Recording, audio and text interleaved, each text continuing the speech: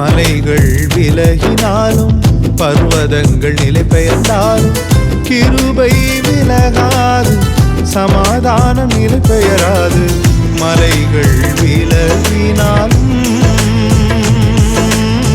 கிருபை விலகாதையா,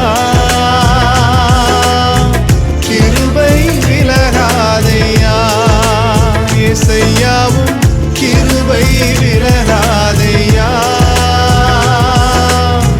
கிருபை விலகாதையா. அவருடைய நாமம் மகிமைப்படுவதாக.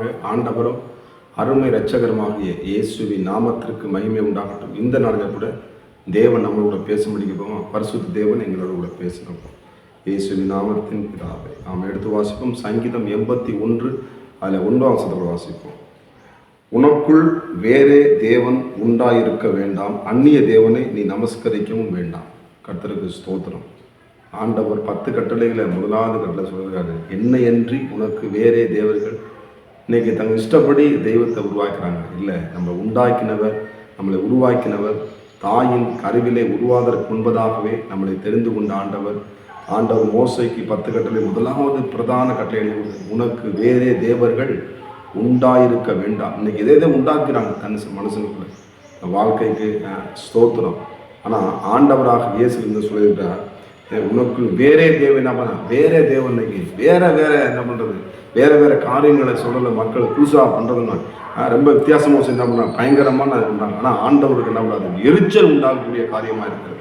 எனக்கு அருமையான தேவனுடைய பிள்ளைகளே, ஆண்டவர் வானத்தையும் பூமியும் அண்ட சராசரங்களின் தம்முடைய வார்த்தையினாலே படைத்து அதற்குள்ளே என்ன பண்ணாரு, மனிதனுக்கு தேவையான எல்லாவற்றையும் தேவன் உண்டாக்கினார். ஆனால் மனிதன் பார்த்தீங்கன்னா தேவனுக்கு பிடிக்காத காரியங்களை செய்யும் பொழுது அவருடைய மனம் வேதனைப்படுகிறது, அவருடைய மனதம் கலங்குகிறது. கர்த்தருக்கு ஸ்தோத்திரம். எனக்கு அருமையான தேவனுடைய பிள்ளைகளே, நம்மை உண்டாக்கினவரை, நம்மளை உருவாக்கினவரை, நமக்கு நன்மை செய்தவரை, நமக்காக ஜீவனை கொடுத்தவரை, நமக்காக மரித்து உயிர்த்தெழுந்து 3வது நாள் உயிரோடு எழுந்த ஆண்டவராக இயேசு கிறிஸ்துவை நீங்கள் தரிசிக்கும் பொழுது உங்களுடைய வாழ்க்கையிலே அற்புதங்களையும் அதிசயங்களையும் ஆசீர்வாதத்தையும் நிம்மதியையும், அது மாத்திரமல்ல நீ இழந்து போன சந்தோஷத்தை திரும்பிக் கொள்ளுகிற வல்லவராக தேவனாய் கண்டு நினைப்பூட்டுகிற தேவன். இஸ்ரவேல் ஜனங்கள் தாங்கள் வேறே உண்டாகும் பொழுது அவர்கள் அடிமைப்பட்டு போகிறதை நாம் பார்க்க முடியுது. அவர்கள் சிக்கிக் கொன்ற காரியம் பார்க்க முடியும். ஆனால் அவர்கள் ஆண்டவராக இயேசு ஒரே தேவனை நோக்கி பெருமிச்சு கேட்கும் பொழுது ஆண்டவர் மோசை அனுப்பி அந்த எகிப்தில் இஸ்ரவேல் ஜனங்களை கற்று நம்ம வெளியே கொண்டு வருகிறதை நாம் பார்க்க முடிகிறது. ஏன்னா இயேசுவை எல்லாமே ஏதாவது சிக்கிக் கொள்வாங்க.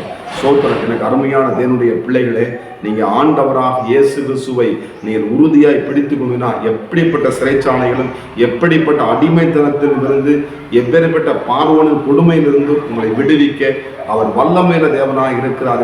எந்த விதமான சந்தேகங்களை, நம்மளை உருவாக்கினவர் தான் தெய்வம், நம்மளை பலப்படுத்தினவர் தான். நமக்கு யாரும் இல்லாத நேரத்தில் நம்மை தட்டி எழுப்பி, நான் உன்னோடு இருக்கிறேன், நான் உன்னை பலப்படுத்துவேன், நான் உன்னை விட்டு விலகுவதுமில்லை, நான் உன்னை கைவிடுகிற தேவன் அல்ல என்று சொல்லி நம்மளை பலப்படுத்துவதாங்க ஆண்டவராக இயேசு கிறிஸ்து. இந்த இடத்துல சொல்லி பெறுகிறது, ஏன்னா உனக்கு வேறு எதுவும் உண்டா, அந்நியதை நமஸ்கரிக்கவும் வேண்டாம். அப்ப தேவனை, அவரை தொழுது கொண்டு நம்மளை உருவாக்கின ஆண்டவராக இயேசுவை நாம் பார்க்கும் பொழுது நம்முடைய வாழ்க்கையிலே அதிசயங்கள் நடக்கும்.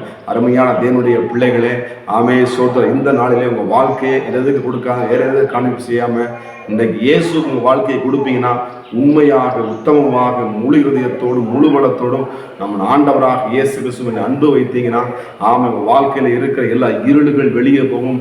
வெகு நாட்களாய் நடக்க முடியாத காரியங்களே உங்கள் காத்தர் வாழ்க்கையிலே அற்புதங்களை செய்ய வல்லமையில தேவனாக இருக்கிறார். இன்றைக்கு அந்த இயேசுக்கு இடம் கொடுங்க, உங்கள் வாழ்க்கை இடம் கொடுங்க, உங்கள் இதயத்தில் இடம் கொடுங்க. வாலிப பிள்ளைகளே இயேசுக்கு இடம் கொடுங்க, சிறு பிள்ளைகளே உங்களை இயேசுக்கு இடம் கொடுங்க, குடும்பத்தாரை இயேசுக்கு இடம் கொடுங்க. உங்கள் வாழ்க்கையிலே அற்புதங்களை செய்ய ஆண்டவர் இயேசு வல்லமையில தேவனாக இருக்கிறார். விக்கிரங்களை விட்டு வெளியே வாங்க, இயேசுவை பிடித்துக் கொள்ளுங்க, வாழ்க்கையில் ஆசீர்வாதத்தை பெற்றுக்கொள்ளுங்க.